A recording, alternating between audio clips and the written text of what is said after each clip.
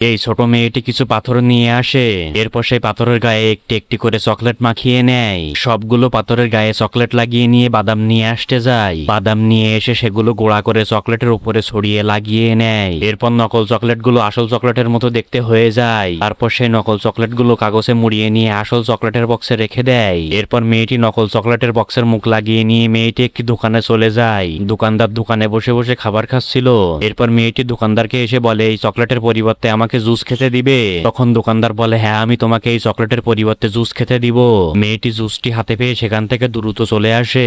এরপর দোকানদার সেই নকল চকলেট বের করে খাওয়া শুরু করে।